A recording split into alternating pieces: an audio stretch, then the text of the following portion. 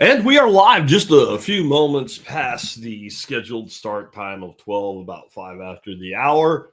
Apologies, but I've been working on the biochar course in between like the time that I get the show ready and then the time the show goes live. And there's sometimes when you're kind of in a flow like that, if you've got to be 5 minutes late, you got to be 5 minutes late. Because if you get out of the flow, it's hard to get back into the flow. And I had a slide I was finishing up for you guys for that course, which should be due out in about a month. Anyway, that is not what we're talking about today. My grandson actually asked me today, he said, are you going to just talk about politics today? And I said, I'm really not going to go into politics today, but well, I'll tell you what, buddy, it is the shows that are somewhat political that do get the highest number of views. And with what we're talking about today, I expect the live feed to be pretty heavy today. Of course, as always, we'll get 20x, 30x on the audio download over the next 40 hours over 40 to 60 hours over the video. It's just the way it works out. We're very much an audio-centric audience out there. But I do appreciate all of you that tune in for the live streams. And when we have live streams, if you want to actually interact with me in a way where I like answer some questions or comment on some things during the show, it's very important that you follow the format that we have laid out. And that is simply to put the word question or comment in all caps, and then your question or your comment. And if you do that, I'll be more likely with my one good eye to notice that you've done so, and I'll be more likely to actually get your question asked. Real quick, I'm going to mute my other computer here for you, and I will pull Rumble's feed up on the other screen, because if I don't do that, I can't see you. They're not that sophisticated at Rumble, I guess, and getting our chats into the background. Is anybody even over there? 44 people on Rumble. Holy crap. That is not a big number for our YouTube audience, but that is a big number for Rumble. Anyway, let's go ahead. Actually, it's 5. Okay, that makes more sense. 44 people hit play, but 5 are watching the live stream. So anyway, let's talk about what we're going to talk about today. We are going to talk about what I consider the true enemies of the people, the enemies of you and me, the people that really are the biggest problem. And I've got another thing out of sorts due to this, and I'm going to square that away for you right now, and we'll be able to keep rolling. But anyway, I actually thought of this show last week. I'm not surprised by anything anymore that the type of people we're going to be talking about today, the type of groups when they do stuff, it's like, of course they did that. But every once in a while, it sticks in my craw. And so this goes back to my expert segment from Thursday last week, where I talked about the fact that the American Heart Association sent a lobbyist, like dispatched emergency post-haste a lobbyist down to Texas at the Texas State House.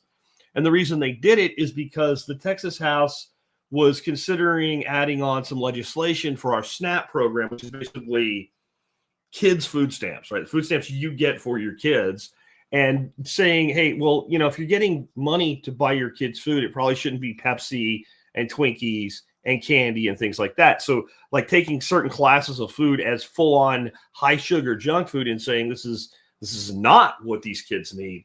And you would think the American Heart Association, if they did what they say they do, would be just all over endorsing that. But no, that's not why their lobbyists went there. Their lobbyists went there to argue against it because it could hurt children's health. And that is so egregious that even though I expect it, it just hit me wrong. And I'm like, we haven't really dug into this in a while. So we're talking about today is 15 macro groups that are the enemies of you, your family, your way of life, your health, your sovereignty, both physically and mental sovereignty, your economic sovereignty, all of it. And these people really are your enemies. And I did crowdsource a lot of this. I used ChatGPT for some ideas as well. And I did get a lot of suggestions that were very drilled down, not macro, they were micro, like Anthony Fauci. Anthony Fauci is indeed an enemy of the people, but he would fall under federal bureaucracy, right? Including a lot of groups, like let's say somebody like Lockheed Martin. Well, that would fall under like military-industrial complex. You see what I'm saying? Try to keep this really high level because honest to God, we can, and maybe we even should just take some of these macro categories, single macro category, like I don't know, mainstream media or medical associations or the federal bureaucracy, and do a whole show just on like one level below the top level, like the individual groups. If you did medical associations, the AMA, American Heart Association, or the American Medical Association, the American Heart Association, the American Diabetes Association, all of these groups are just horrible. And I know some of you are like, well, maybe you haven't watched me much yet. You don't know much about this stuff yet. And you're like, really? Doctors are bad? They certainly are as a group. They really are. Now, it doesn't mean that maybe 5% of them aren't really trying to help their patients, but about 90 to 95% of doctors are absolutely a horrible group of people in what they're actually doing.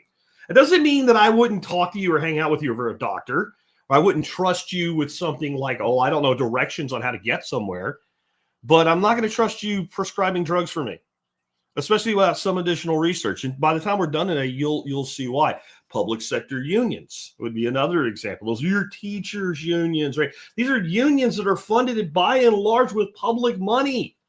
I mean, at least the private unions have to self-fund. These public sector unions is another example. K-12 and university education lumped in as one. So that's how I'm handling this today. When we get started, I'm going to start off with what makes somebody your enemy, like 5 primary characteristics. And then when we're done with this show today, you tell me who you think on my list isn't your enemy based on those criteria. Before we do that, let's go ahead and hear from our sponsors of the day. Sponsor day number 1 today is John Pugliano with the Wealth Steading podcast, which you can find out more about at wealthsteading.com. John's a great guy. He is a servant leader in this community. He has helped many people in this community. I first started working with him in 2010. That's 15 years ago. He has never once promised me anything and not come through with it. He's just that kind of guy. Again, servant leadership and a really good investment manager. But there's something I want to let you know about on his website that maybe you guys didn't know. There's a page called Buy and Sell Alerts. And if you sign up on that page, you can get an email from John whenever he feels like sending it. It's not even weekly. It's probably 2 or 3 times a month that talks about what he's actually doing with his money and his clients' money and certain things to be aware of. Plus, of course, you should subscribe to his podcast and listen to it. Usually it's somewhere between 8 and 15 minutes, and it comes out about once every 2 to 2.5 weeks. So it's not high frequency, but it is high value. Check him out today at wealthsteading.com. Next up, one of the oldest survival podcast sponsors there is, knifekits.com. We first signed knifekits.com as a sponsor in 2010, just like we brought John on board as an expert council member. That puts Knife Kits in the 15-year range of a sponsor, which is a long time to sponsor anything, but in the world of podcasting is a huge thing. Check them out today at knifekits.com, where you can make a knife, even if you've never done it before. And if you have done it before and you're a master bladesmith, you can find some of the coolest stuff you'll ever find. You can also find stuff for making cheese, whether out of leather or kydex. And also for making holsters and things like that as well. Check them out today. There's really nothing in their space that they do not offer, and they do a great job with that. I also do want to remind you guys real quick, because this is your last chance. Friday, Saturday, and Sunday, I will be attending a workshop and actually co-instructing a workshop about an hour north of me at a place called Crunchy Mama Farms in Alvord, Texas.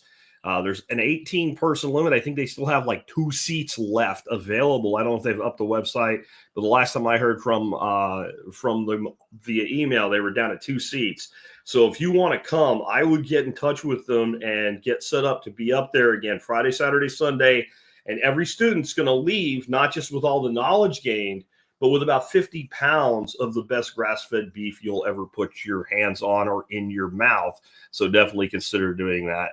Again, that's just kind of your final warning on that opportunity, and it is going to go away. And I think I've just about got all my discombobulation squared away. That'll show me to try to keep up and start on time, even when I know I'm going to be late. I should have gave it another minute. Anyway, let's get into it. Let's start off with, if we're going to talk about 15 groups, and these are going to be groups like big tech, mainstream media, big pharma, big food, doctors of the medical system, medical associations, the federal bureaucracy, and we'll go on from there. And we're going to say they're your enemies. Not they do a bad job. Not they do a bad job. They're your enemies. They are the enemy of you, your family, your mental sovereignty, your kids, your grandkids, your future generations, everything. They're your enemy. If we're that, I don't do shit like this for the purpose of clickbait. I do know when I do a topic like this, it will work, but that's not what I'm saying. What I'm saying, when I say don't do it as clickbait, I don't just willy-nilly throw out a word like enemies or an enemies list. That's a serious allegation. And I think it bears that we should examine what makes someone an enemy in this context. Number one would be they deceive you for their own gain. Now, maybe not every one of these will have all 5 of these, but I bet you they'll all have at least 3, if not all 5, if you really think about it. But if somebody deceives you, they give you information that they know is false information because they have an agenda and they don't care that you're giving incorrect information, I would say that they are 100% your enemy. And look here, Christopher Nidges says, 99% of doctors are horrible. Come on, Jack. You're making gross generalizations that are not accurate, in my opinion. Well, Chris, I'll tell you that I didn't ask you for your opinion, first of all. And second of all, when I'm done today talking about doctors, I'd like to hear your opinion on why I'm wrong. But anyway, we'll just keep going. But are you deceived for their gain? Do they do things? Do they lie to you? Because it's better for them that you believe the wrong thing. That's criteria 1.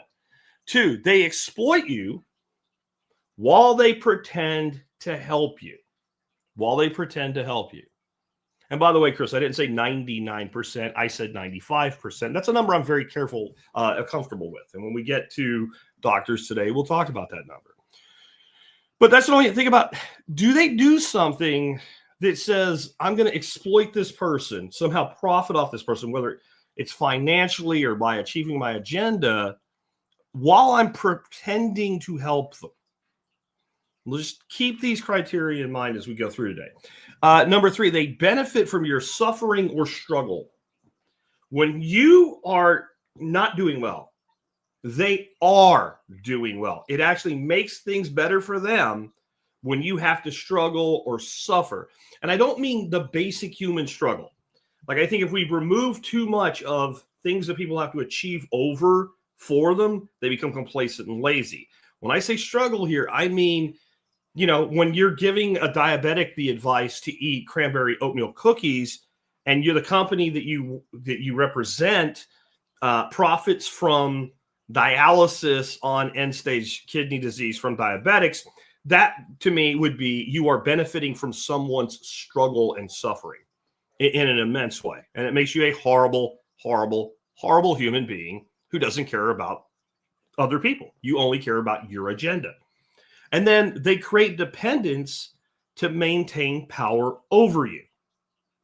Think about it this way. What if you knew a person and you could say 3 or 4 of the things that I'm saying to you is true about that person and they're in your life? You want them in your life, or would you consider them adversarial, an enemy? They create dependence to maintain power over you. And we'll come back and invoke these as we go through these individual groups. And number 5, they hold you to rules that they themselves do not follow. They hold you. Boy, I bet you somebody just, their head just exploded over the last 5 years thinking about that one. When you have politicians at a restaurant while you're locked down, that would be an example of rules for thee, but not for me. But there's a lot of that. And again, we'll hit on it today. And I'm interested in hearing from you guys as we go through today. When you recognize one of those 5 criteria in one of these groups, even if I don't bring it up, bring that up in the chat. Just say like recognize or something like that, like enemy characteristic or something. And you put that in the chat for me, and I'll try to keep up with at least some of it. So again, they deceive you for their own gain.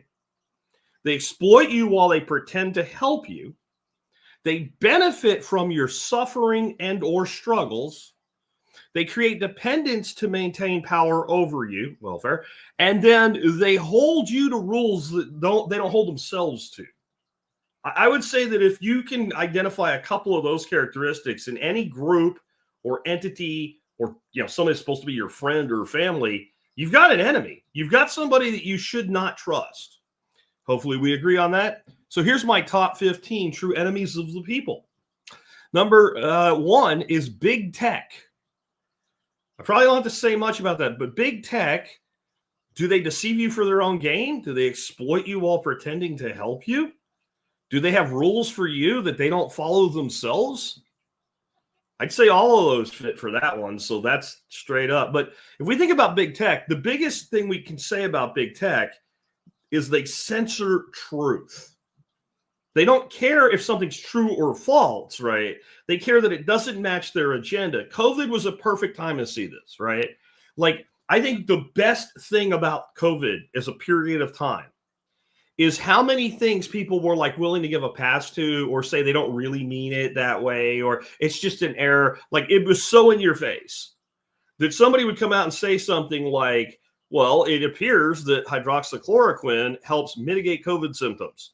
And they would immediately be banned and have their shit taken down, have their videos demonetized, thrown in YouTube prison. I went to YouTube prison like 8 times during the whole COVID bullshit. And no one from YouTube ever said, you're wrong when you said this because that. And you know what? If they did, at least we could have a discussion about it. But instead they silence the voice that they oppose. And they don't care about misinformation, because I can show you right now 1,000 videos on YouTube explaining to you why the earth is flat. So it's not misinformation. It's when your information conflicts with their information, the better the case you make, the more likely they are to censor you. There's an old saying, when you cut out a man's tongue, right, you only prove that you are afraid of what they might say. And that's big tech as a whole. They also track your data, and they sell your data. They flat out can know all kinds of information about you that you'd like to keep private. And sure, you ticked a box somewhere that you said you accepted like 87 pages of bullshit terms. You can't use it without it. But they will sell that data to anybody. They will hand it right over to the government without even being asked for it sometimes. There's a whole program called the PRISM program where big tech worked directly with government. During COVID, big tech had a pipeline directly to the government. And we had people with no medical knowledge in government and in big tech working together to silence people. So big tech to me is definitely, and they manipulate your behavior. Someone who manipulates you is your enemy. Plain and simple. Big tech will flat out show you things that they know enrages you just for engagement. You are not being served well by having things that enrage you, often that aren't even true or are highly misleading, purposely fed to you by a computer-generated algorithm. So to me, big tech goes on 100% on the enemies list, and I put them as number one today because they are so in your face with it. And this includes people like some of you guys have a big superhero now in Elon Musk, and there's a lot of things I like about Elon Musk. But let me tell you something right now. If you think X is a free speech platform, then you are retarded. I'm sorry. Like, there is no way that X is a free speech platform. And it's not because if you don't do some level of control, it'll be what Elon calls a hellscape. It's because there's certain things they don't want said, and they will just silence you for it. Or what they'll do is they'll do what they've done to me for years, and it's still, lifted for a while and then came back. They'll shadow ban you. That's true on YouTube. The fact that my YouTube channel is like 65,000 people subscribe is ridiculous. And I have had people tell me over and over and over again, I have subscribed to you. I've turned on the alerts.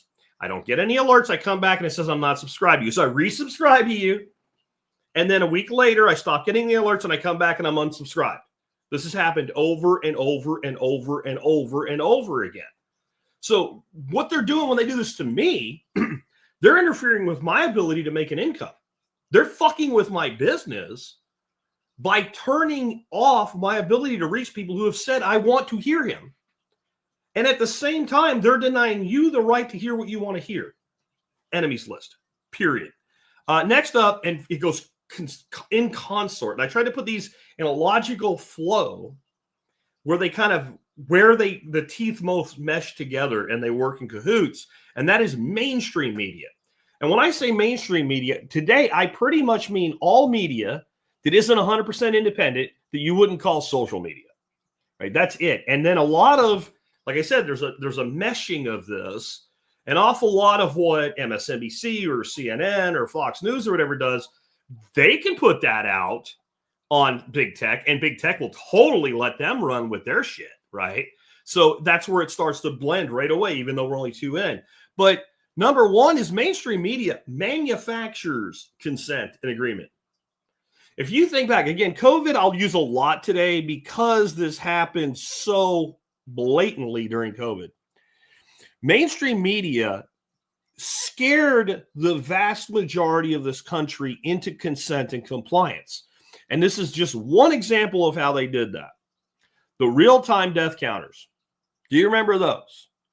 There was no connection between those things and reality, and no one has ever shown me any proof that there was.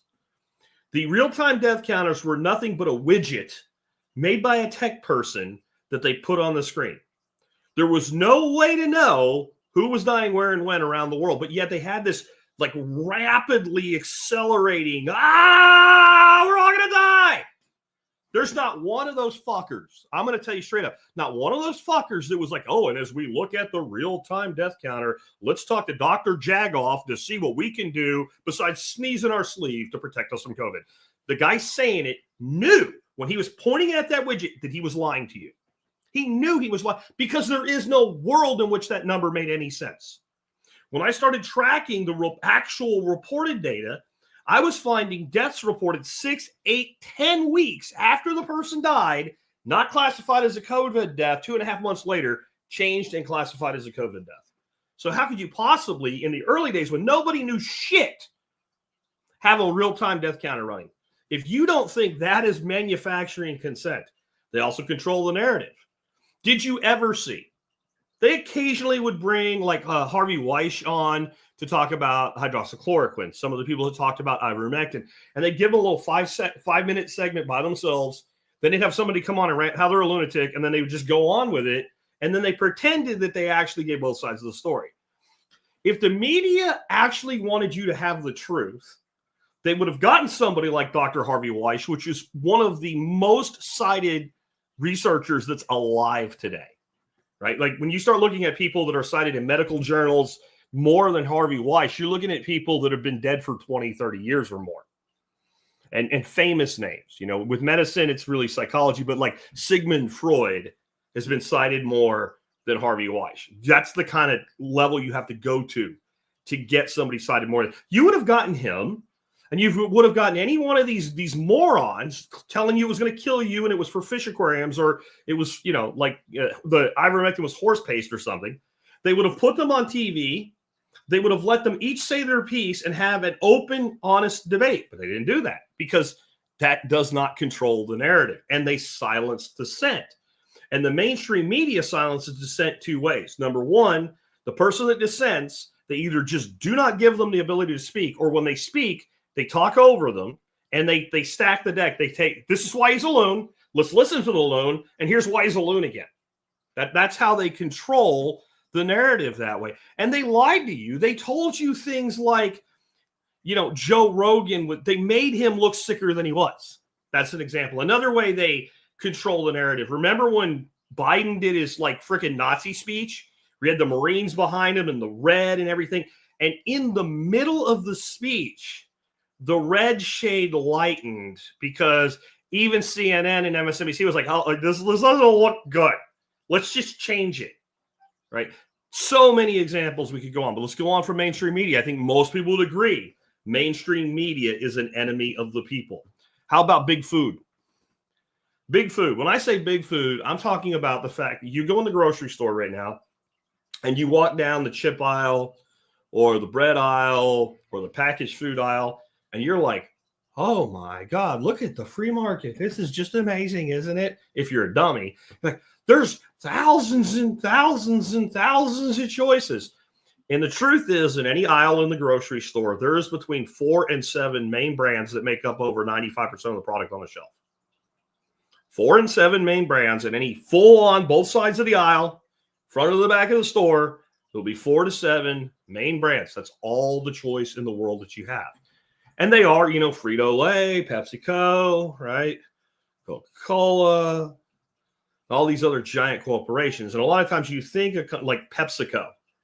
Go start looking what these fuckers make. They don't just make soda and soft drinks.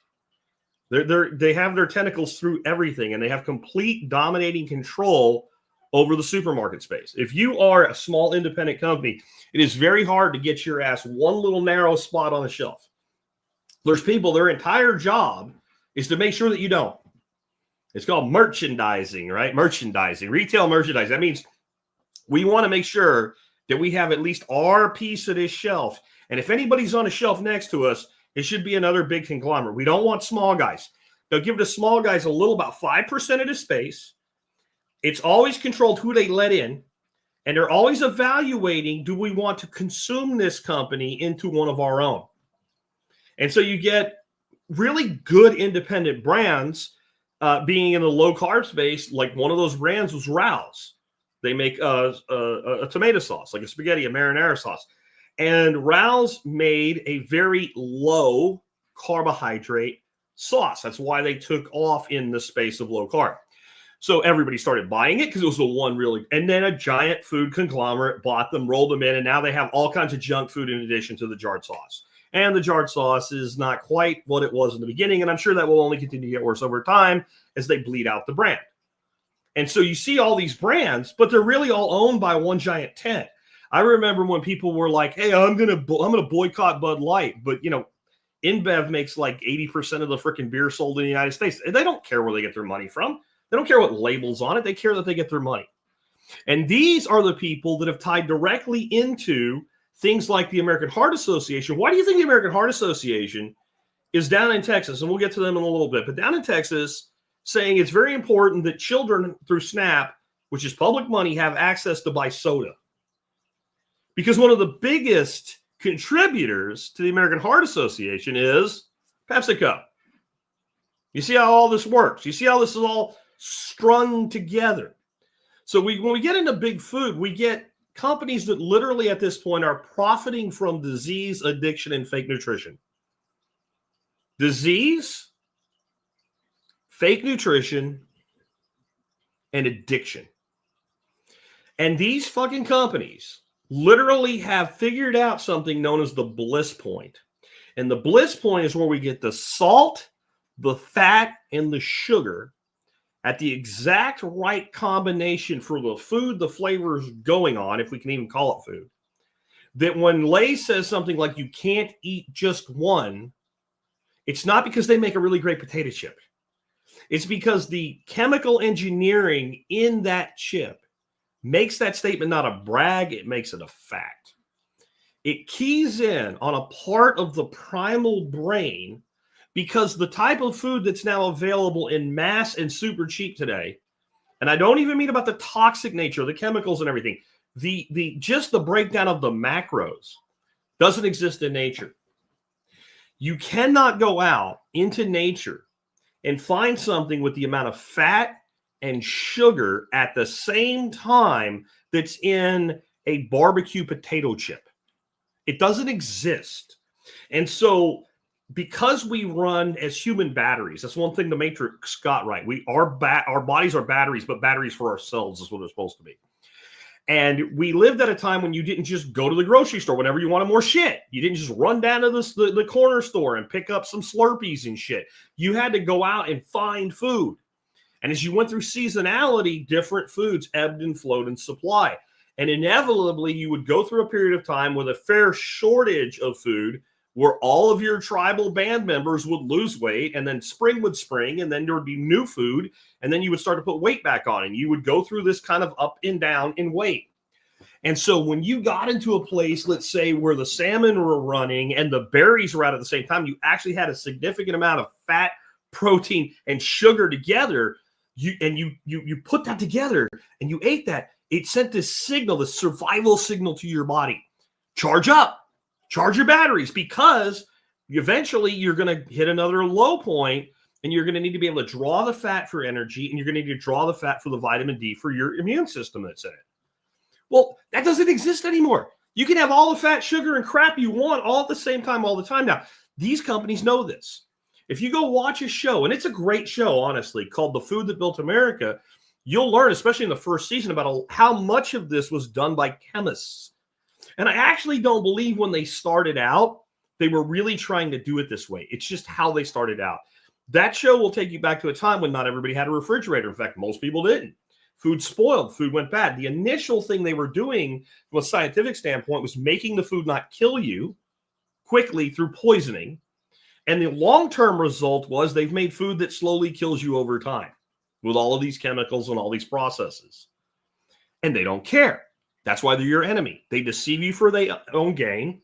They exploit you while they pretend to help. They benefit when you struggle. They create dependence to maintain power over you. See how all that works. All right, so we also have pure fake nutrition. If you look at a lot of the products on the shelves in the store today, and then you really break down like how much nutrition is in here, there isn't any. And if there is any, it's because they basically take powdered multivitamin and throw a little bit in there, enriched niacin and stuff like that. Moving on, though, Big Pharma. Big Pharma does not sell cures. They sell treatments. And I know that might be hard for you to believe because it seems like so much good has come from the pharmaceutical industry, but has it? Has it really? Pfizer's been in business for over 100 years, for more than a century. We have had Pfizer as a company. They're probably the biggest and best drug manufacturer known in the world, right? Pfizer. How many drugs has Pfizer invented in a century that cure something? How many? Do you think maybe 1 or 2 or 5, half a dozen? 0. You will not find a drug that was invented and brought to market by Pfizer that cures a single illness. It's hard to believe, but you won't. You won't. There is nothing they created that cures disease. 0. So I'm thinking once you give somebody a century and they're one of the biggest, most powerful companies in their space and in the world as a whole, and they haven't invented a single cure, that maybe they're not trying. So if you have drug manufacturers that are specifically not attempting to cure disease, are they your friend or your enemy? What do they profit from? Have you ever noticed this? When you watch commercials, right? When you watch commercials for drug companies, what do they advertise? What do they? You ever see a commercial for antibiotics? Have you ever seen a commercial for an antibiotic? Do you ever see a commercial for anything that really is an acute treating substance? In other words, you get sick, you take this thing, you get better, and you go on with your life. The only commercials like that will be like your run-of-the-mill over-the-counter shit, like Robitussin or something, or NyQuil or whatever, that they know you don't even need a dog. You just go to the store and buy it. So they advertise that the same way they do a bag of chips. But all the pharmaceuticals, all the stuff that requires a prescription that you watch TV for, they're all drugs that are designed for you once you start taking them to never take anything but them for the rest of your life. I would put these guys on the enemy list. How about doctors in the medical system? Remember, Chris was very angry at me at the beginning, one of our few listeners from Facebook, because I said 95%. And of course, it wasn't good enough for him. He had to change it to 98% or 99% are bad people. And again, I don't think that they're bad people in probably anything they do except being a doctor. And I don't think they're bad people. And I don't think they intend to harm, but they're doing it. And I think they have a responsibility to not do it. I think that's like one of their key tenets of their oath, right? To first do no harm. So here's the flat reality. Almost every doctor that sees patients is seeing patients on health insurance. And the way the billing works, that doctor is literally paid more money when that patient's on more drugs. They're in a system of perverse incentives. That doesn't mean they should do it, but they do. And I'm going to tell you that doctors prescribe drugs without even thinking about it anymore. Here's an example. My sister-in-law, little bit overweight, not a lot. Most people looking at her wouldn't even have said she was overweight, but she was a little overweight. She had a little bit of a high A1C, not even high enough to be considered a type 2 diabetic. Doctor sees her with no explanation of why, just says this would be a really good thing for you to be on. And I'll tell you why, because she has teacher's insurance, because she's a teacher. So she has really good health insurance. So they would cover the full cost of Ozempic. So he immediately wrote her a prescription for Ozempic. She did two doses of it. It made her so sick, she quit taking it over a year ago. And she has stomach paralysis still to this day. Okay, no, that doctor's not a good person. He is an enemy of the people. He made a prescription with no deeper discussion. And you say, well, the patient is responsible for it. No, because the education system that I'm going to get to soon and the media that we've already covered have programmed people to shut the fuck up and trust the science. And that means trust the doctors, right? I trust doctors and science. Science isn't supposed to be trusted. It isn't. It's supposed to be questioned all the time. That's what science is. It's a rigorous error detecting process, not a system of authority. This doctor put her on a drug and now claims it has nothing to do with what happened. So I never had this problem, ever. You can't tell me your other explanation as to what caused the problem. It's not like they're like, well, here's what really happened. He's just like, oh, there's nothing wrong with you. If the only good of this is she's lost a lot of weight, even though she went off the Ozempic, because she basically has to live a ketogenic diet now. If she eats anything with any significant amount of carbs, she's sick for days. And this is not a woman who's sick in her head or something like that. I'm sorry, doctors in the medical system, they treat symptoms and they ignore root causes on a daily basis. And they make such lazy excuses. Well, the reason we just give drugs is because if you talk to the patient about diet and exercise, they won't do it. That is the most pathetic pile of bullshit, self-serving crap I've ever heard. And I do mean this. The majority of doctors are the enemy of their own patients. They're doing harm. They know they're doing harm. And where they don't know they're doing harm, I'm sorry, doctors, you have a fucking responsibility to do the fucking research and stop listening to the chick that brings your Durst's donuts that has big tits and sends you to Hawaii twice a year. If you did that, you wouldn't be doing this shit, because most of you, at your core, you're not a bad person, but you're acting as a bad person. You are a drug-pushing salesman for pharma. That brings me to my next one, medical associations. As hard as I just let doctors have it, let me add to that. As bad as it is, if the medical associations were actually run by real doctors who actually treated patients, which is how they are marketed, we'd be in better shape. We would. Still be bad, as you can see, but we'd be better off. These are basically unions. They're trade unions. And their job is to grow the market in their market segment. So the American Heart Association's core objective, for instance, is not to make sure, even though they say it is, that Americans are more heart healthy. That's marketing, right? But their objective is to make sure that cardiologists and drug manufacturers for cardio-based drugs, etc., make lots of money. That's their job. The American Diabetes Association profits from diabetes, and it's a growth industry thanks to big food and the doctors being complicit. Like, this is why the American Diabetes Association has a completely unholy, evil alliance with a company called DaVita. I don't understand why people aren't more outraged about the DaVita and American Diabetes Association connection. If you haven't heard this before, DaVita is a company that makes nothing but dialysis equipment and has outpatient dialysis clinics all over between where I live and my son works, which is about a 15-minute drive. There's 2 DaVita clinics. 2. The only way this company makes money, there is nothing else they do, is dialysis. Okay?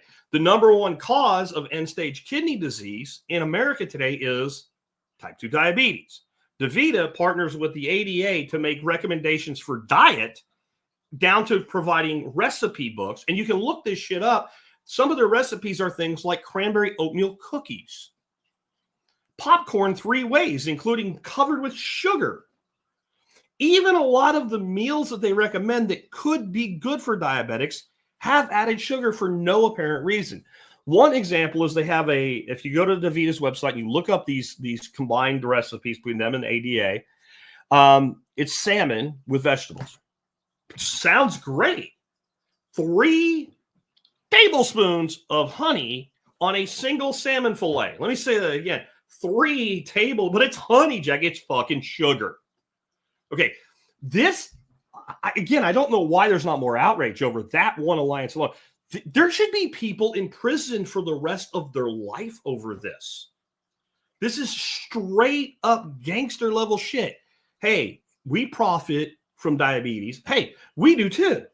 Did we just become best friends? I think we did. You want to go do karate in the garage? I mean, it's that fucking sick. And you can keep going through all of these organizations, the American Heart Association, the AMA, the American Diabetes Association, all of these people, they are all in it for the purpose of making more money. And what would happen to the American Diabetes Association as an entity if we flat out did what we can do, which is cure 98% of cases of type 2 diabetic? What would happen to them? They'd be out of business. They would be out of business. As you know them today, they might still exist for type 1, and they might actually be helpful then. Nobody wants the thing they profit from to go away unless they're truly a servant. These people are not servants. They're parasites. Next on, how about the federal bureaucracy? A little bit of a turn there. This is what we're seeing from Doge, right? I think most people would have agreed that the federal bureaucracy was a problem before Doge. And I think a lot of people have been tricked into believe Doge is actually doing something to stop the federal bureaucracy. They really aren't. Because they've pointed out this shit. Trump tried to cut it with executive orders, turned around, pushed a CR through that's going to pay for it to happen for another 6 months. Yay us. But there is one good thing, right? People are seeing it. Why do you think we have NGOs, which, I mean, how do you call somebody an NGO when they're completely funded with government money? It doesn't make it. An NGO is a non-governmental organization. Well, that means they shouldn't be paid with government money, but they are. And sometimes 100% of their money is government money while they call themselves an NGO. Why do you think we have an NGO, for instance, helping people get sex changes in India?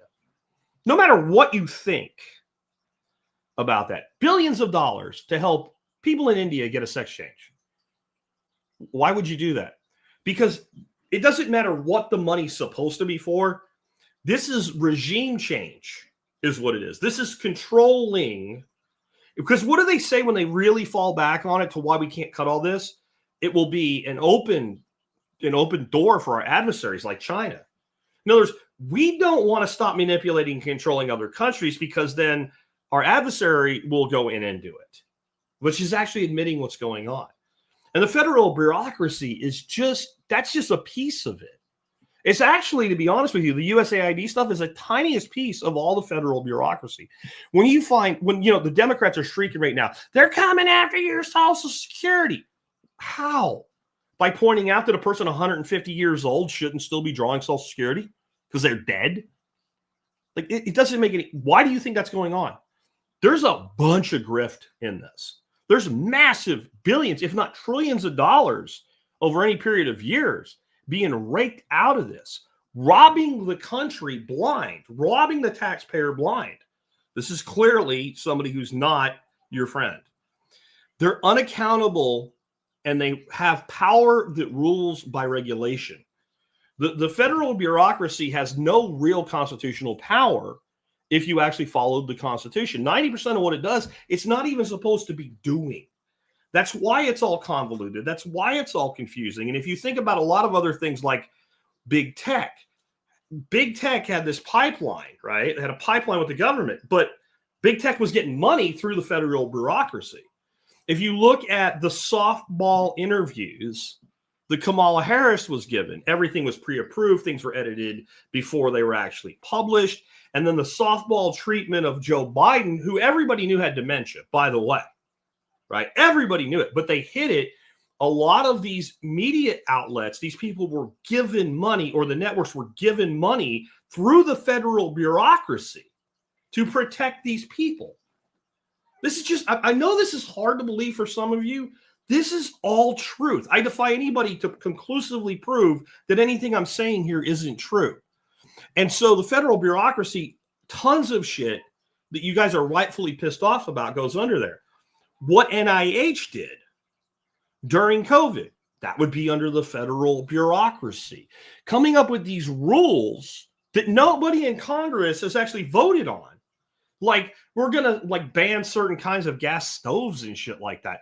That's federal bureaucracy. They shouldn't have, the way that they choose to enforce things like water rights, that's federal bureaucracy. There's very clear-cut rules as far as laws. But then what they do is they say, but what it really means is, how hard did they fight the Supreme Court decision that took away this ability to unilaterally enforce rules without actually having to defend themselves in court? It made it almost impossible for people to sue. The obligation became for the person who was being injured by the bureaucrat to prove the wrong, rather than the bureaucrat to prove they had the ability to do the enforcement or needed to in the first place. And we could keep going. Like, we could do a whole show on just the federal bureaucracy and not run and go 2 hours and still have more to say. So we'll move on. How about public sector unions? I will tell you, and this will trigger people just like my doctor comment did, there is probably not a union more worthy of your hatred and despising them than the two big education unions. Randy Weingarten, and she's the head of one, and there's another educational union. These people are scum. These people are the ones that shrieked, do not send children back to school during COVID. Can't do it. It's too dangerous. Everybody knew that kids were barely affected by it if at all. And then they hid behind, oh, our teachers will get sick and they'll die. When most of these teachers, by the time they were still saying this, everybody had already had it. Anybody had already had it by then. They were still saying this shit. They're still to this day trying to go back to that. They like that. What they're trying to advocate for is more power, but less education.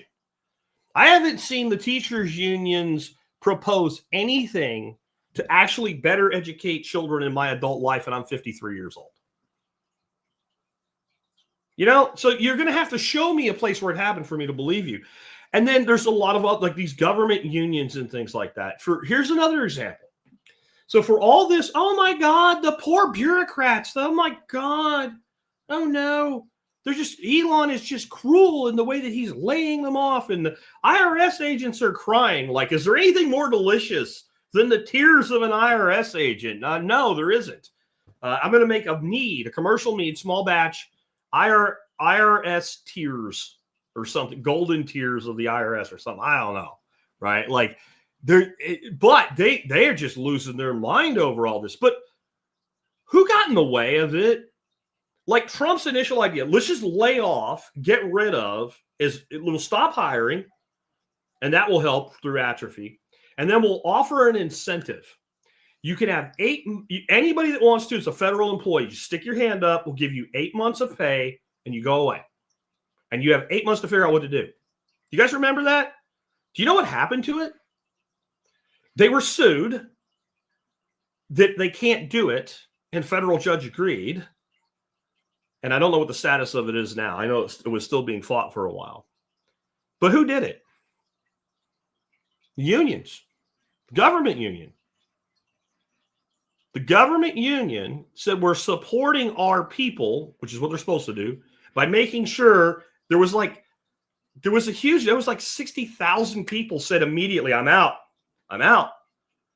Who got in the way?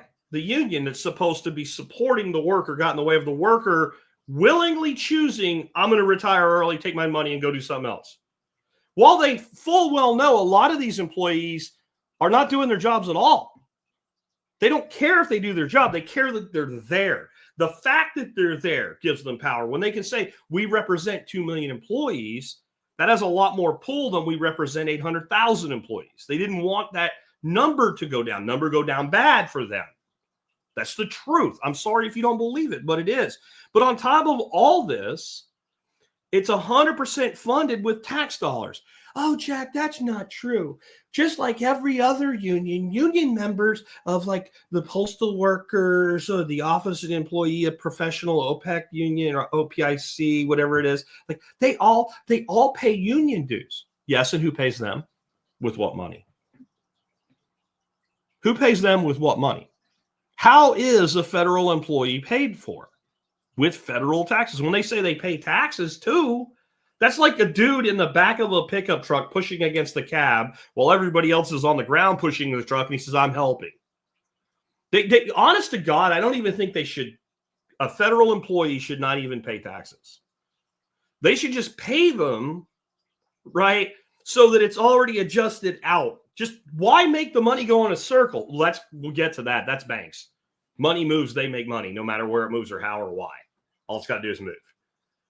But you think about it. Here's what I mean. Let's say that a federal employee is making $120,000 a year, and after taxes, they're making $90,000. I'm not saying give them $120,000, let them keep all their money.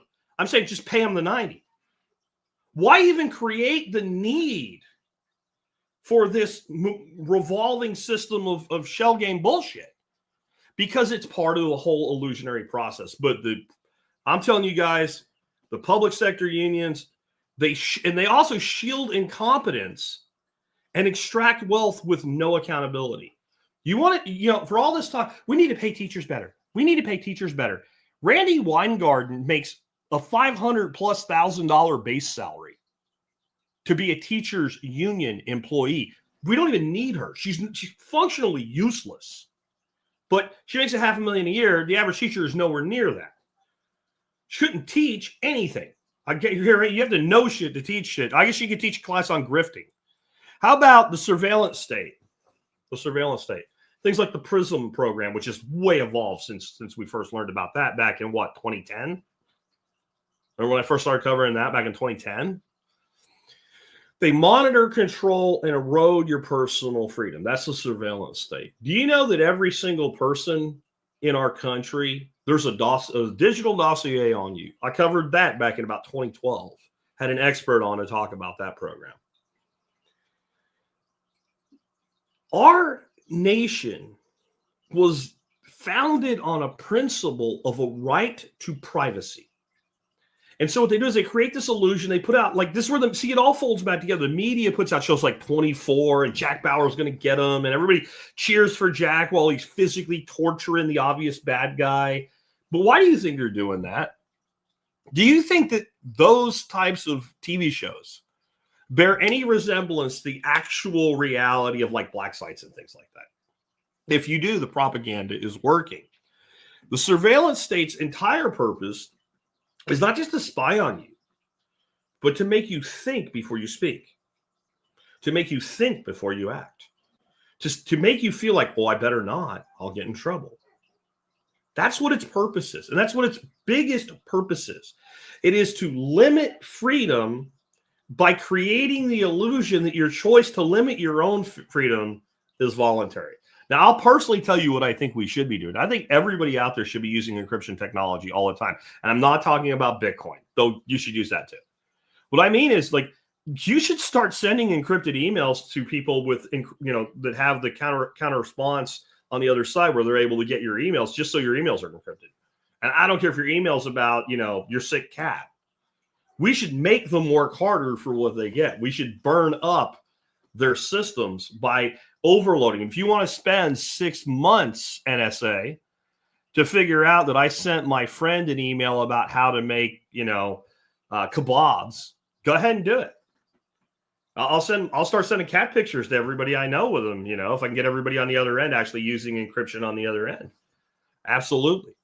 But it really is about control through making you afraid, and at the same time convincing you that it's necessary for you to be protected from some spooky bad guy somewhere. These people are not helping you. They really aren't. How about education? Like, I'm going to piss everybody off today. People that love doctors, you're getting pissed off. Teachers, you're next, right? When I say education, I mean K-12 and university. All of it. The whole education system is rotten to the fucking core. I'm sorry, it is. They indoctrinate, create obedience, and suppress critical thinking. Students are not rewarded when they question a teacher, are they? Especially if they do it well and intelligently. I actually remember this being different. I remember having discussions in high school, especially, where they would say something. I'm like, I don't quite agree. And they might not even eventually agree with me, but it was like I was respected by my teachers because I could defend my idea. When they would say certain things about, economics is something that even when I was a 15-year-old, I was pretty sharp on. I'd say that doesn't make sense to me. That seems more like an inflation response than a supply and demand response. I can remember one of those. I think I was a junior, so I'd have been 16 years old, having that discussion with an economics teacher. And he was like, I don't agree with you, and here's why. And he was actually a little bit harsh. But what I remember is I was able to defend my position. I had a certain level of respect come from that. I don't see that anymore. I don't see any evidence of that at all. And that's only going back to the 80s. And that's gone. That's dead. When you can really see what K-12 education's about is the lie, right? I also think it's not on my list, but when somebody specifically knows they're lying to you and they keep doing it, I would say that makes them your enemy. So here's the big lie. Parents, we need you to support education. We need you to work with us and help us better educate your child. Now, what does that sound like? Well, we want you to do their homework with us. We want you to read their assignments and know what they're doing. And we want you to ask us if you don't understand and blah, blah, blah, blah. No, they don't want any of that shit. What parents mean when they say they need what teachers mean when they say they want parents' support. What do they actually mean? We want you to be the rule enforcer and you leave the teaching to us. They don't want anything they say questioned in any way whatsoever. And it's kind of like the doctors. I don't think that teachers in of themselves are bad people, but they are behaving like bad people because they are behaving in the way that they were trained and taught themselves. So if you think about a teacher today that's, let's say, 40 years old, younger than me by about a decade, a little more than a decade. I don't like saying it, but it's true. And that teacher came up in a time that was already different than the way that I did. And they were taught with that same mindset. You don't question it. The right answer is in the back of the book, and that is the right answer. And you put down the right answer even if you don't think it's right.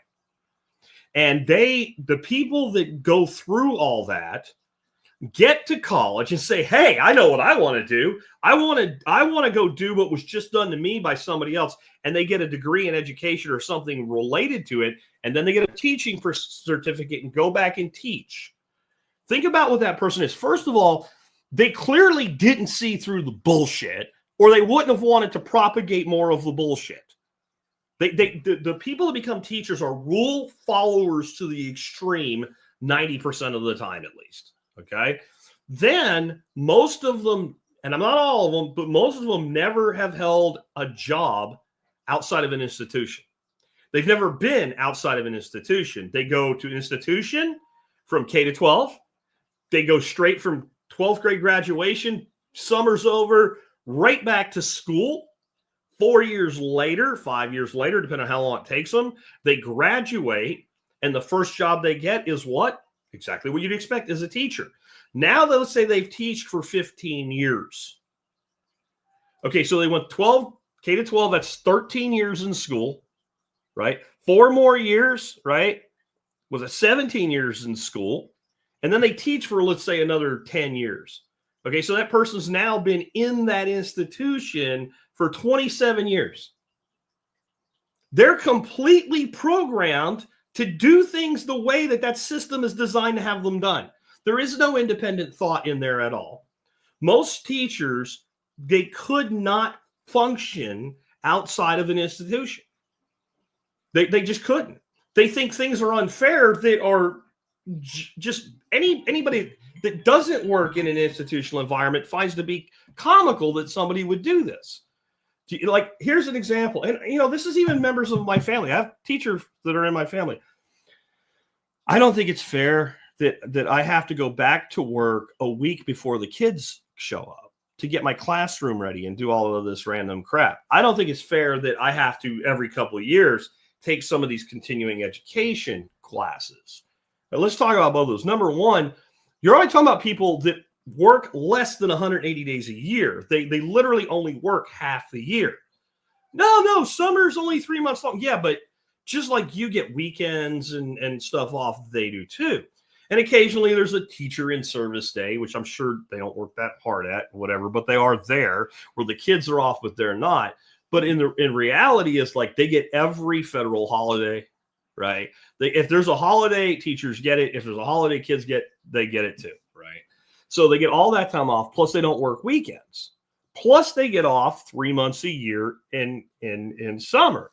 And then for that person to tell somebody that's maybe, a normal week for them is 55 hours and they work year round, that it's unfair. That person just thinks you're a child, and you are. I'm sorry, you are behaving like a fucking child.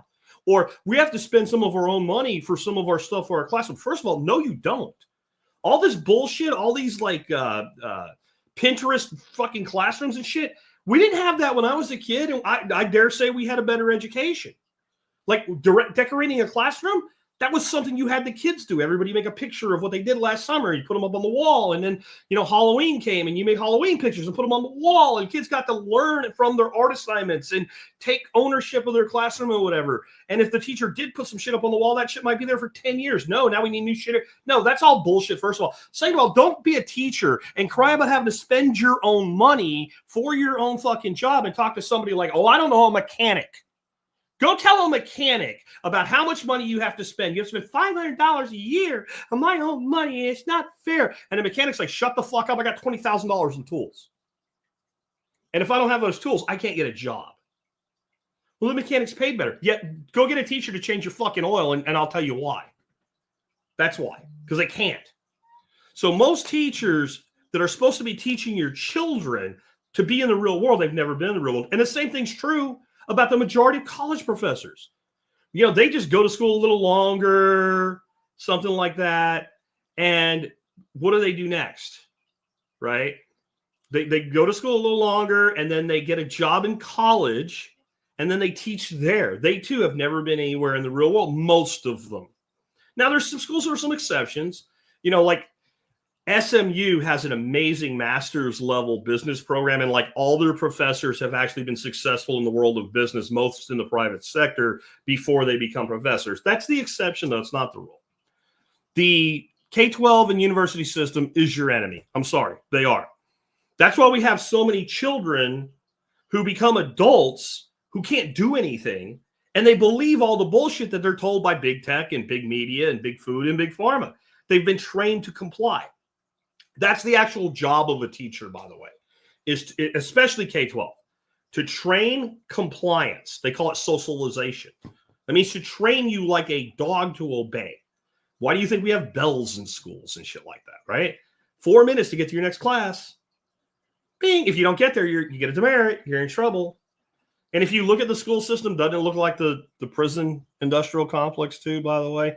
How about local governments and their overreach? I find that most of the really bad things being done today that tell a person what they can or cannot do with their own property has nothing to do with the federal government directly. Nothing. So, and the way I could point that out is I live in an unincorporated part of Texas, and there is very little I can't do on my property. If I want to put a pond in, I can put a pond in. So clearly it's not a federal regulation, unless I was like, sometimes people will buy land that's like they can own it, but yet it's like a federal park or something that they have some piece of it that can be owned privately. Like when the federal land was taken, there were some private owners that were part of it, and they said you could stay there under these. Okay, I don't like it, but I get if you buy that piece of land, you should know the restrictions you're under. But what I'm saying is if it's actual private land, there's nothing that says I can't put a pond here. Rock says I can't put a pond here, but the government doesn't care. And how many things I can do here. Now, if you go just a few miles away from me, there's a town over there called Lakeside. And Lakeside is a local government that might as well be a fucking HOA for all that it is. It's just that level. Like if somebody parks their car the wrong way, they literally call the cops, and the cops come and write this person a ticket. Here's an example. One of my friends from the area, he has 2 beautiful Corvettes. He decided he didn't need 2 beautiful Corvettes. He wanted to sell one. So he parked it in the grass so that it could be seen from the main road that goes through town. Somebody called the police on him because it's illegal to park your car on your grass in that place. Okay, that's not the federal government. That's local governments. People talk about how hard it is for people to be able to afford a house. But let's talk about why is it so hard to afford a house? One, most of the building regulations are either state or local, and a ton of it's local down to the county or even the city, and it's boilerplate regulations. In other words, the people behind the Agenda 2030 realize that it's very difficult to get this all done from the federal all the way down in the United States. We're a very big country. We are still a republic. There's a lot of autonomy within this country, but they also realize that like local politicians are easy to buy. And just buy like 5% of them every year, and in 20 years, you got the whole thing done. And that's what they're doing. So they create this boilerplate reg, and they go into these counties or these city governments and say, hey, you need to protect yourself from all this stuff here. And they just hand it to them. And they go, here's a bunch of money. And by the way, we'll do these other things if you'll do it. And then they do. And next thing you know, people can't, have water rights anymore. Or they try to build a building and they say you can't do it. Then the local governments turn around and say, hey, we still don't have enough money. So now you make the cost of production of housing more expensive. But then when you buy a house, anybody that's ever bought a house knows you don't just have to pay for the house. You have house, you have insurance on the house, and you have taxes on the property. And there are so many places right now, property taxes are through the roof, and all new builds are very expensive from a tax standpoint because the new builds have to be big houses. Well, how'd that happen? Well, all these city governments and county governments are like, wait a minute. If somebody puts in like a 950 square foot 2-bedroom house, then it's only going to be worth $140,000. Well, if it's only worth $140,000 and we tax people based on their property value, well, we don't get that much money. So I know what we'll do. We'll tell all of our constituents it's very important that we protect their property values, okay? And then we'll say one way we can do that is by not having too many cheap houses. And you guys don't want people moving into your nice neighborhood with little houses anyway, do you? So we're going to say that, anybody builds a house in Tarrant County, it has to be a new build, has to be a minimum 2,250 square feet. Well, now that house that you could have bought for $140,000, $130,000, you're going to pay $250,000 for. You're going to have more house than you need, and you're going to pay more taxes. Well, this eventually, there are people that want smaller houses. That exists. There are people that if you're like, do you want a 2,500 foot square house? And it's not even about the money directly. It's like, no, I live alone. I'm single, or we're married, but our kids are gone. And we just don't want that much house to take care of. Like a 2-bedroom or even like a small 3-bedroom is perfect for us. That's why they can't get one. But generally, those people have more money. So what do? They go out and spend more money on the little house anyway, right? That's the boomers that are retired that want to sell their big house and buy the little house. They just pay. They don't care that it costs more money because they have money. And they know they're only going to live for another 20 years. So that makes the little houses cost more. So now the new homeowner can't even. And this is all about local government. For all the shit we give the Fed, and we should, this is all about local governments. The number one reason it's hard for a young person to afford a home today is a combination of what the Federal Reserve did. We'll get to them in a second. But it's mostly what local and county governments have done to destroy the ability for people to build inexpensive housing as starter homes. That's what it's from. Or to build inexpensive housing for people that are retired and don't want a big house anymore. That's what caused it. So to me, local government overreach, they enforce centralized control over communities. And to me, that is evil. That is your enemy. How about international bureaucracies? We already talked about the federal bureaucracy. The federal bureaucracy would be things like NIH, right? That would be part of the federal bureaucracy. Who's in the international bureaucracy, like the World Health Organization, the IMF, and even quasi-private organizations like the WEF, right? You will own nothing and live in the pod and eat the bugs, right? That's the WEF and Klaus Schwab, right? Like the evil these bastards exert over us. And again, I want to go back to what we've learned from USAID. A lot of this is an unholy cabal. And so like you'd say, well, like the WEF, that's not paid for with your tax dollars. The fuck it's not. And a lot of what they want done is paid for with your tax dollars. So they exist here, and they do have a lot of money, and not all their money comes from people being stolen from directly anyway. But they want this thing done over here. So they take this NGO and they say, you're going to do this thing. And they say, well, we'd like some money, please. It's not just go to USAID, they'll give it to you.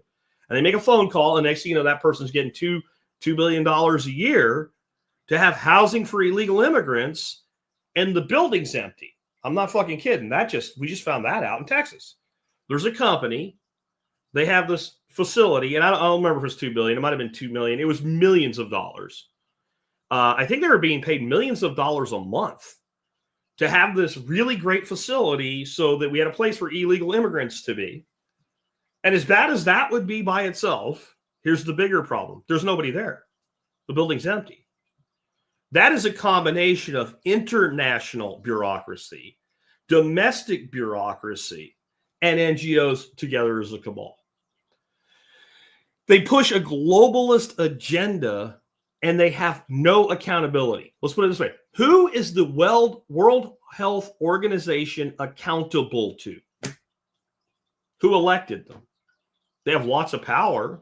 What can you do if you don't like who the head of the World Health Organization is? As much as I think voting can be a scam, if you really want to get rid of a politician, and that becomes your individual goal, I want this motherfucker. And by the way, if you're looking for one to do that with, Lindsey Graham would be high on my list. I want Lindsey Graham gone. If I decided for the next 2 years till he's up for his next primary, a year and a half, whatever it is, that I was going to do everything under my power to get rid of Lindsey Graham, just one person, there's a very high probability that I could get his ass primary. Now, I don't know that I'll do it. I would support somebody who did, but it could be done. Who are you going to get rid of that way in the WHO or who runs the International Monetary Fund? Who's in charge of it? Do you know? I don't know that anybody knows because it's so big. There's lots of people in charge of lots of different parts of it. You have the International Monetary Fund telling El Salvador, we don't like that you're buying Bitcoin. If you want to borrow money, you have to do what we say. Why the fuck do they care that El Salvador buys Bitcoin? Now, if they said we don't want you to buy it with the money we loan you, well, okay, fine. But the whole purpose of the International Monetary Fund is supposed to be to loan money to countries to help them advance and become more modern. And when somebody said they're going, hey, we have a whole shitload of resources to develop here, and we're good for it because the resources will pay for it. That's if you did what you said you did, but they don't, right? So we have the international bureaucracies. How about the military-industrial complex? I would say the best president that this country has had, that anybody living knew while he was president, was probably Eisenhower. And Dwight Eisenhower gave a very stern warning when he left office about the dangers represented by the military-industrial complex. So much so that I actually ran a poll on this, and most people didn't know who said it. Eisenhower said of NATO, when NATO was founded, if there is a single U.S. troop still in Europe 10 years from now, then NATO itself is a failure. Did you know that? Eisenhower, General fucking Eisenhower, the hero of World War II, probably to this day, one of the most universally loved presidents. The only reason you don't hear more about him now is because people that were like, working age when he was president, most of them are dead now because he's, an older president, right? You're getting back there in time. But overall, I mean, if you made a list of 10 people who were president and say, who do you have the least problem with? Not necessarily who's the best, right? Who do you have the least problem with? There's almost nobody that would tell you that had a problem with Eisenhower. And Eisenhower said the military-industrial complex is evil and can take over everything if we allow it to in his farewell address. We learned nothing from that, I guess. The military-industrial complex profits from fear, perpetual war. That's what it makes its money on. And you'll notice what starts to happen whenever we start to wind down war anywhere in the world, if the U.S. is paying for the war, that is. So there, as far as we know, are no U.S. boots on the ground. I find that I have some skepticism with that with Ukraine. But there's no doubt whatsoever that reality is coming to the world about Ukraine. Ukraine never had a chance against Russia. Russia has used a lot of restraint. The one place, because Ukraine could not move them an inch out of the Donbass, they kept losing ground.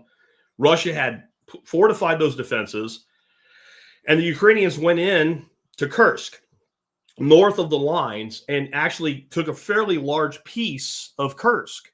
Well, the Russians had enough of this shit finally, and they went full bore on them, including something, and you really should look this up. The Russians crawled something like 9 miles through an abandoned pipeline that was only about 4 foot high. They had to drill a bunch of holes, and like as they went, they would have to stop and breathe through the breather holes. They had to have oxygen.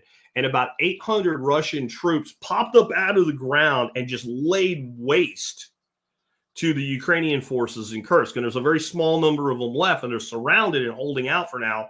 And basically, Zelensky's abandoned them.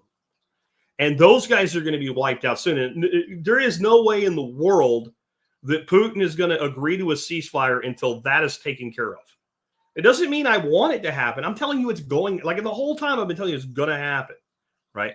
So that's about to happen. Then there is going to be a ceasefire, and this war is going to end, period.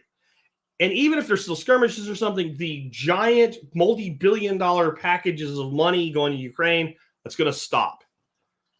Isn't it funny that all of a sudden now we're trying to start a war with Iran? Because the military-industrial complex demands a certain amount of tens of hundreds of millions of dollars be spent on weaponry every year. And if you don't blow shit up with it, eventually your stockpile gets really big and you stop buying as much. It's interesting. And there will always be another war. There will always be. We have always been at war with East Asia. We have always been at war with Eurasia, right? Like, and it just, in the story in 1984, if you read it, the pronouncement of who they've been at war with just constantly changes. And I think a lot of people that maybe are familiar with that concept, but don't really get the point. The point was that the people were required to accept what they were told, no matter how ridiculous it was. That was the point. And that the primary way that we profit in society today is from war. And so much of these other ways we profit, without perpetual war, that wouldn't happen. So the military-industrial complex is your enemy. It really is. Now, there was a time when it would have been very hard for me to accept that, even though I knew it. And this is where I'd like to just give everybody a pause right now. If there's some group that I attacked that you're mad about today, and think about it this way. There was a time I was a contractor for Lockheed Martin.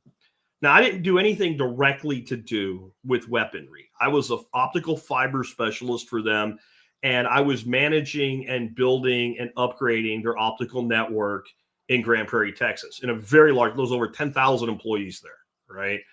Huge facility, multiple buildings. There were actually different companies there at one time, like there was Loral Vaught and there was Northrop Grumman and all, and over time, they were all conglomerated under Lockheed.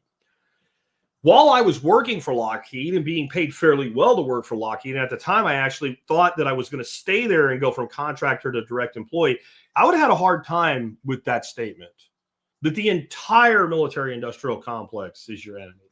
Why? Because I was earning my living from it. And if it shrunk, I could have lost my job. Didn't make me right. In fact, it made me wrong. And so if you're a teacher and you're mad at me over my belief about the education system, you're just in the same boat I was. You know, I get called anti-vax. I do not consider myself anti-vax. In fact, whenever I talk about vaccines openly, I get attacked more by anti-vax people than pro-vax people. But I get attacked by both. That's probably because I think independently. But my wife was a nurse for over 20 years. And whenever I said anything about any vaccine, she just lost her shit on me, and I would just let it go. 2 years after she left the medical profession, she was far more vaccine hesitant or skeptical than me, and to this day still is, because she knew more about the bad. But as long as she was the one giving children shots, she had to believe it was right because she's a good person. And that's what I was talking about doctors. I said they're really horrible people in their actions, but they're not horrible people as people. That's what I'm talking about. I'm talking about my own wife in this. My wife sometimes still to this day will have bad days, and she'll really think about it and think, all these kids that I gave these shots to. And I never told their parents that there was anything to worry about. And she talked about how when they started doing the Gardasil vaccine, that they had several girls that would come in and they would give them a shot and the kid would just pass out immediately. But they ended up being okay. It's just the way that it is, guys. I'm sorry. Next is the central banking and the fractional reserve banking system. They devalue your money and they create debt slavery. And I don't think that the people that are in charge of that system really fall under any of the protections I just gave for like doctors and teachers and stuff like that, and nurses and what have you. I think they know precisely what they're doing, and they're very, very happy about it. Now, I'm not talking about the guy that works as a bank teller or something. I don't mean that. They're more like the nurse or the doctor. I'm talking about the people that are actually like on like Federal Reserve boards and things like that are printing the money. They're making the decisions. When the banks print money, which they do all the time, it's not just when they tell you the government did more spending. When you go get a mortgage on a property, the bank prints the money. Some of you have never heard me talk about this. I have to be short with it today because I only have so much time with a long show with all these topics.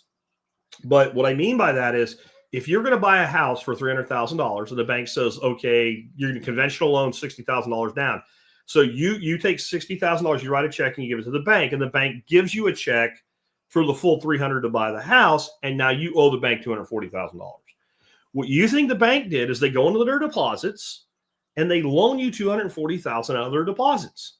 They absolutely do not do that. They write you a check that's good, and the person you give it to, the seller, gets the money. They go off, buy another house, deposit in the bank, whatever.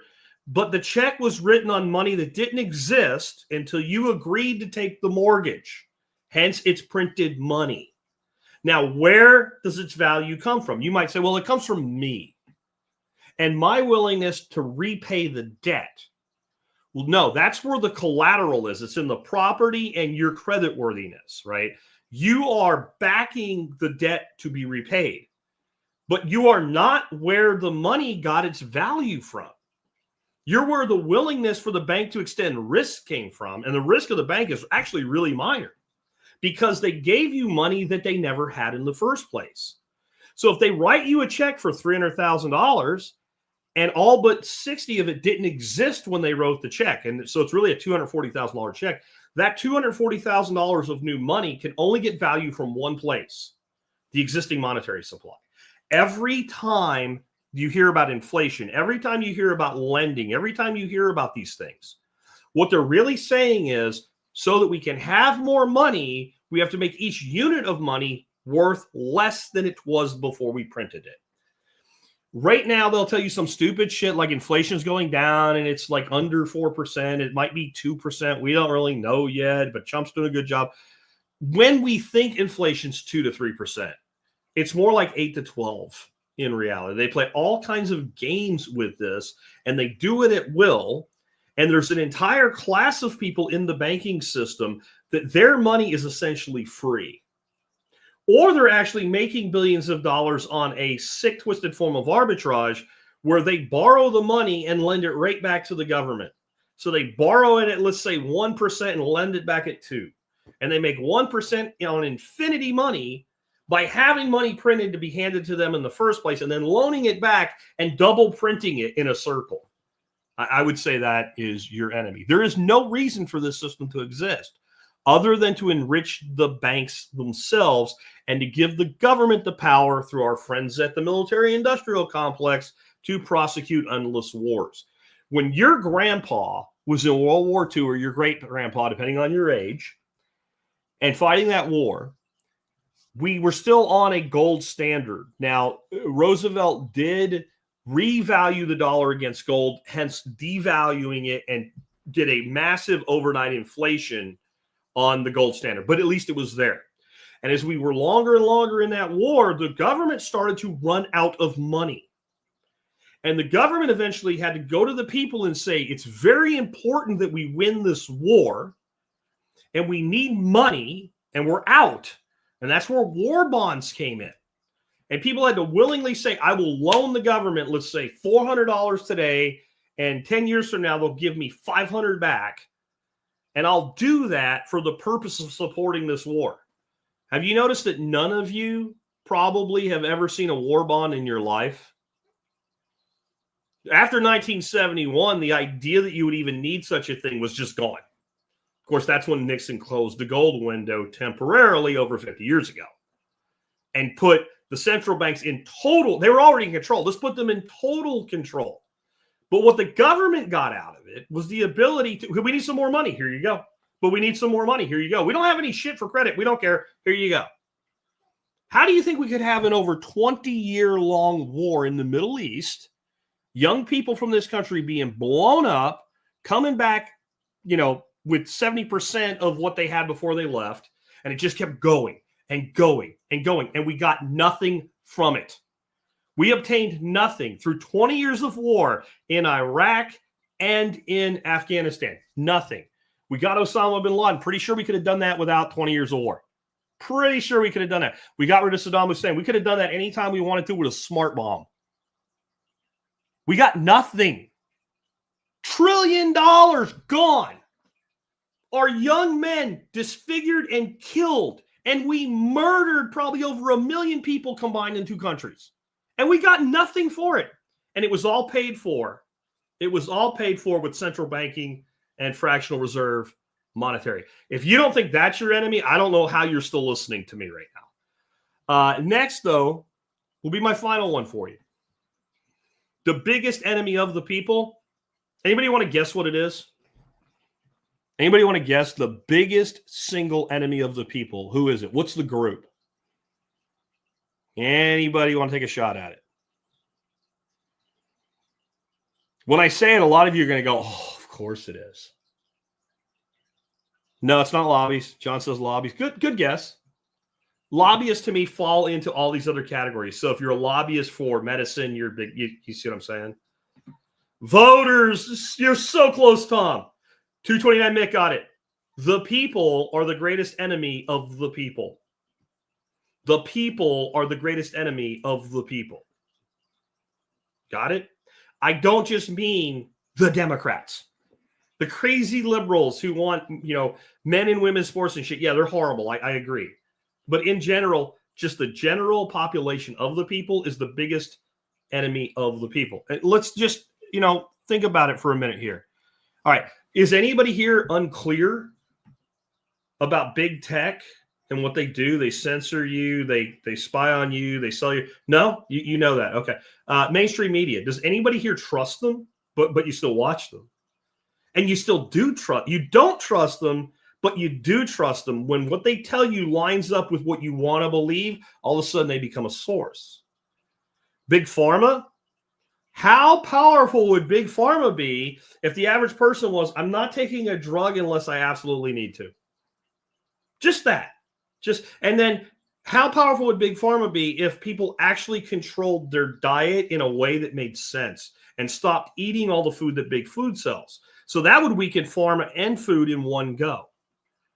If when you went to your doctor, you said, listen, doctor, my goal in life is to take as few drugs as possible. Unless you're the kind of doctor that wants to help me with that, I'm not coming to you. I'll find a different doctor.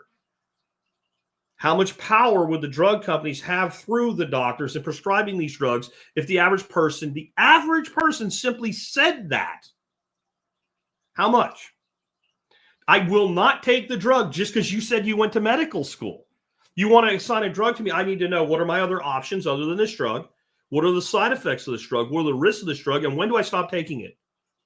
Just those 4 questions. Is anybody here incapable of asking those 4 questions? I didn't even know I was going to say those 4 questions. Those are off the cuff. If I can do it off the cuff, you can memorize them. The federal bureaucracy. Now, that is one that I will acknowledge that they could do a lot of things that are outside of your control. But one of the first things that you could do is stop believing it. And 2, how much of enforcement is complaint driven? So if people would shut their fucking mouths and stop ratting out people, maybe this wouldn't be so much of a problem. The surveillance state. Is it really that hard to use encryption? Is it? Is it really that hard to use something like a bug phone instead of big tech? You know, social media, big tech, is it really that hard to use Nostr? It's not. You can keep pretending that it is. There's not enough people there. But if you were there, there'd be one more person, right? Local government overreach. That's one that the local people really are responsible for. It is very difficult to change who your federal senator is. Like it takes a heroic effort to get rid of your federal senator. And it's pretty hard to get rid of a House member. And usually when you do, it's because there's a party swap. There's certain districts, they're going to be Republican no matter what. There's certain that are going to be Democrat no matter what. And then there's like they call them swing states. Well, there's also swing districts that historically go back. But it's still the same mainstream candidate. It's just one side or the other of that. But when it comes to local shit, if you vote, you tell me you vote and you hate your local government, why aren't you doing everything that you can to get rid of as many of them as possible as quickly as you can? In a lot of places, it's actually really easy to get rid of a mayor or a town council member. Really easy. I mean, it would take 20 minutes of work a week during election season, knocking on doors and telling people what the asshole was doing to get rid of them. That's all it would take. But nobody does it. Like, you know the food that's bad for you, but you eat it anyway. How many of your problems go away if you're just healthy enough to think clearly, but you won't do it? And I know some of you are getting really pissed at me right now, okay? Because you're like, but I do. Well, then that's great. But the reason you're pissed isn't because you do. Because you already know if you are not the drone that I'm talking about, you already know that I'm right. But the problem is that we all still have some of these things that we'd rather have convenience and ease than freedom. We sacrifice our own freedom for convenience and ease. And a lot of us know this stuff is true, and we just won't look at it because it's too horrible. And the way I mean that is, it's like there's probably some movies that you wouldn't watch. And not because you think it's a shitty movie. What it talks about is too horrible for you to look at. I can't think of the name now, but the one about human trafficking. I was really wanting to see that. I still haven't watched it yet. My wife's like, I bet it's a good movie. I can't look at it. I just can't bear to see it. And so there is some of that, but there's a lot of it. It's just more like, it's just easier. It's just easier. Or if this is true, then all these other things in my life that are important to me are also that now I have to give those up too. You want to know the hardest thing to get an alcoholic to do? Join Alcoholics Anonymous, because then you have to stop drinking. Well, we have a lot of addictions. We're addicted to drugs, and I don't mean pot, and I don't mean meth, and I don't mean fentanyl. We're addicted to drugs being our solution in this country. Why is your health insurance so expensive? Because healthcare is expensive. Go see how expensive it is to get something like an umbrella policy on your property, which basically means if somebody breaks their neck or something, that you won't go bankrupt. It's cheap. Do you know why? Because the insurance company knows they can be profitable while only charging everybody a little bit of money. If you go buy life insurance, if you're healthy and 20, life insurance is stupid cheap. When you want to buy life insurance when you're 80, it's expensive. Why? Because you're going to die soon. I'm sorry if you're like 80 right now, but it's true. You might be able to be 95. You're still only going to live 15 years. Where a 20-year-old can expect to live at least, probably live at least 60 years. So this is a reality that so many of these things that cost so much money or cause so many problems come back to our health. And can we do anything about that? We absolutely can. Can you do something about the fact that the banks are stealing your money? Yeah, it's called Bitcoin for one. But it's also like investing in tools and skills. It's not going deeply into debt. It's managing your economics well that you don't care that they're doing it as much. There is nothing that is doing more harm to the people than the people themselves. We're either indirectly or directly allowing the majority of harm that's being done to us. Nobody makes you eat fucking Cheetos or Fritos or Ruffles or whatever, or Ding Dongs or Ho-Hos. No one makes you eat that. You didn't know that it was bad to have a high carbohydrate diet. Fine, you do now. Stop doing it. You don't have to be keto like me, right? You don't have to be carnivore like Ken Berry. Eat less than 100 carbohydrates a day. I promise you it will be okay. Don't eat any food that's garbage. Don't eat more than 100 carbohydrates a day. Eat whole foods and cook your own shit. Is there anybody that can't do that? But you won't. But you won't. How many people that say they're poor and broke, if you actually analyze their daily spending, spend money every day on bullshit? Money every day on bullshit. I'm trying to get people to buy $5 a day of Bitcoins, $150 a month. The same person who will tell me they can't is going to go to Starbucks or an equivalent because I don't even drink coffee. You do something. You do something. And I know because when I was young and stupid, I did some things too. Spent a lot of time in bars chasing girls and drinking beer. That was, a bottle of beer back then was in a bar was like $4, and a 6-pack was like $8. Well, that made a lot of sense. Too much beer plus too much money for the beer, plus then a show for it, But we all have these stupid little things, but it's up to us to say, wait a minute. If I'm going to listen to a show like Jack's and hear him talk about all these horrible people, all these horrible organizations, maybe I can't make it all go away, but shouldn't I at least mitigate everything that I can? Everything that's actually hurting me? I swear to God, guys, if I could just get people to take their health more seriously alone, we could drastically change the future for everybody in this audience. It's the single easiest thing that you can do. It's not expensive. Stop saying that. It's not hard. Stop saying that. You can do it. Stop saying that you can't. I don't care if you travel. I don't care if you have to eat out a lot. There's always a way to do it if you want to. It's up to you. Is there anybody out there that disagrees with me that the greatest enemy of the people is the people themselves? You can think about that while I wrap up. And if somebody says, please put it in all caps. I don't have any questions or anything starred.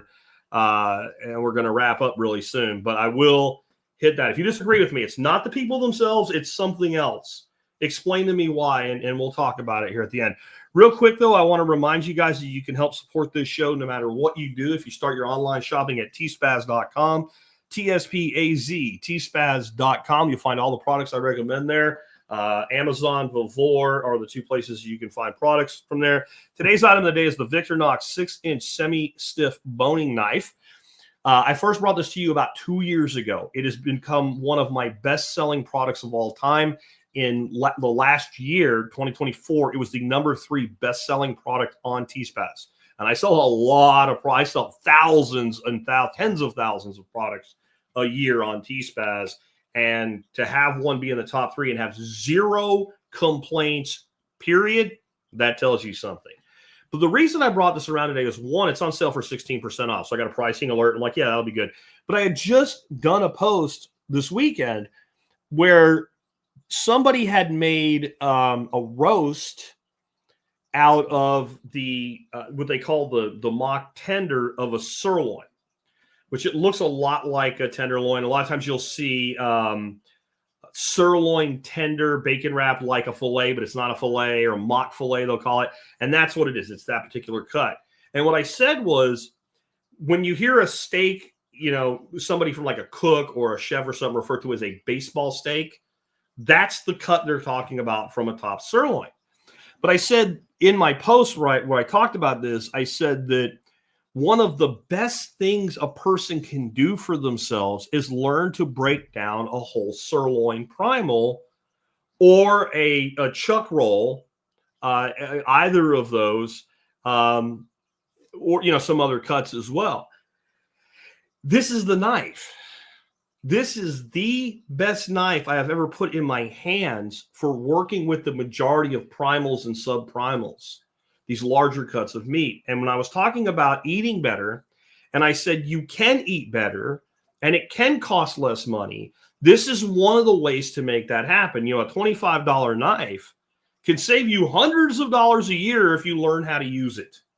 And this is the best knife for the most people, for the most situations. Now, I have some other knives I recommend, some larger knives and things like that, if you're breaking down whole animals and stuff like that.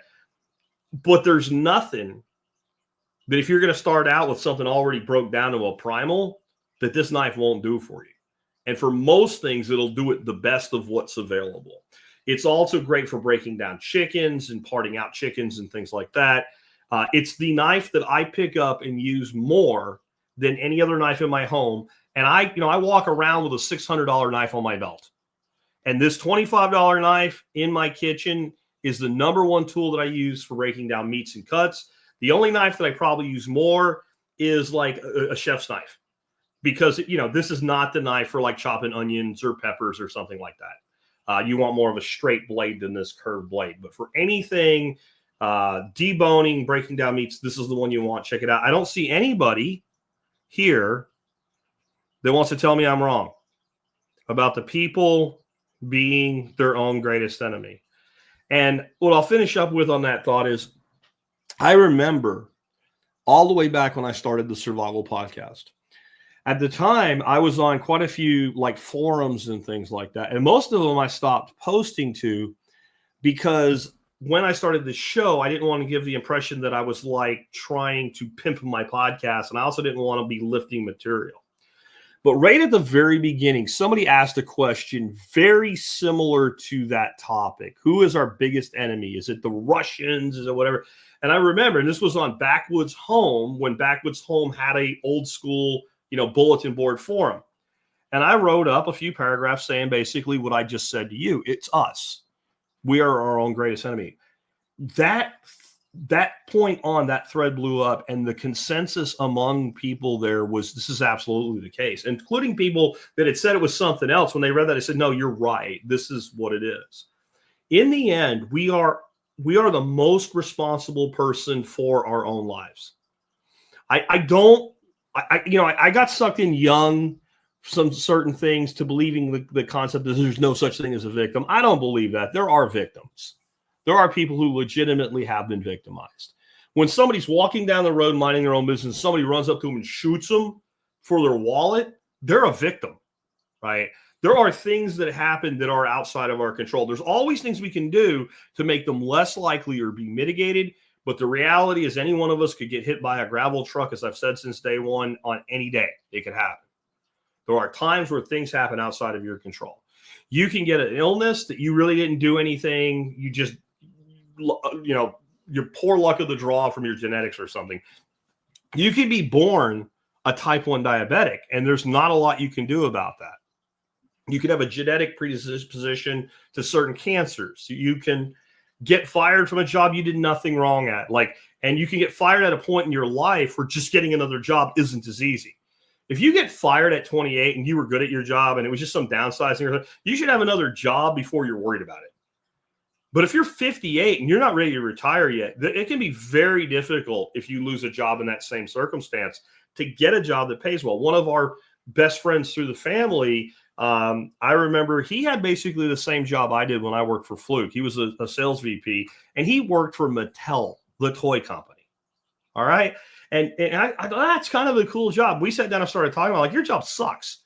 He goes, it sounds like it's exactly like your job. And I'm like, it is exactly like my job. You have reps and you have reporting, and it's the same shit. Even though I'm selling computer test equipment and you're selling toys, it's the same job, and it sucks miserably.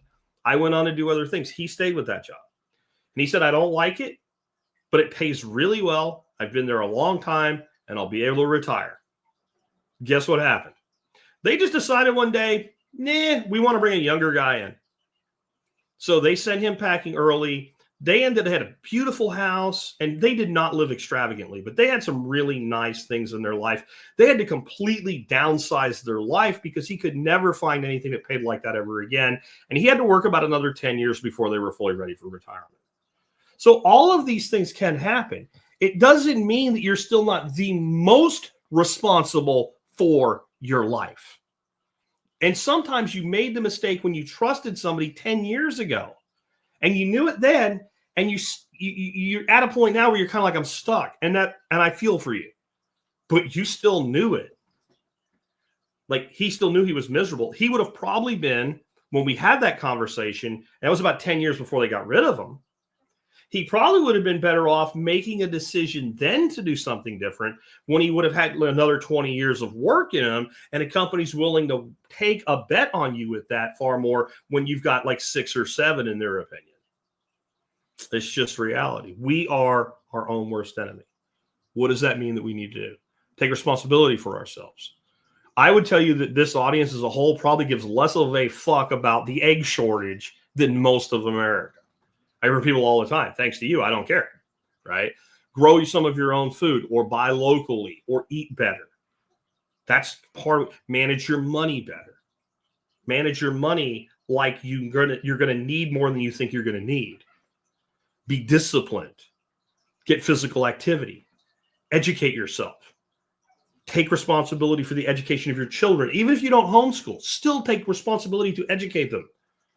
Like my wife handles the homeschool stuff, but every day that I take the kids with me, I talk to them about deeper subjects. And I'm helping them to find more of a path toward maturity for themselves, not what I want it to be. That's education. Yes, your doctor will tell you stupid shit. You're the one that does it. You're the one that does it. You don't have to do it. Your doctor will put you on 5 medications because that's the perfect number for him in the end. Your doctor will send you a specialist when there's no real need for you to go to a specialist. You're the one that goes. Your doctor will order a litany of tests for you. And if you don't say exactly why am I doing these, if you have insurance, he's going to tell you to do them all. And if one comes up with a certain number, he's going to put you on a drug, but you're the one that takes it. They will prey on your trust, but you're the one that does the trusting. The banks will extort you, but you're the one that chooses to go into debt. And there's good debt and there's bad debt, and you're the one that makes that decision too. The education system will mislead you, but you're the one with access to all the information in the world today. You're the one that could be using a combination of the internet, YouTube University, and AI to educate yourself, and podcasts and everything else, or you're the one that can just be spoon-fed. And that applies to everybody around you. So if you feel a little kicked in the ass today, I actually didn't even really mean to do that to you. I'm really not talking about this audience when I say the enemy of the people is the people themselves.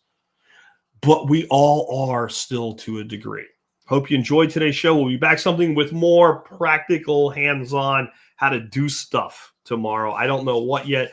I've been thinking about doing another show on small livestock because I think that's one of the biggest freedom food things that there is out there. And there's truth is just not everybody's going to be able to do cows or goats or pigs or whatever.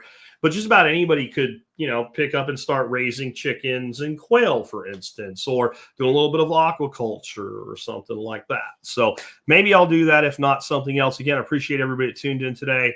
I will catch you tomorrow with another one.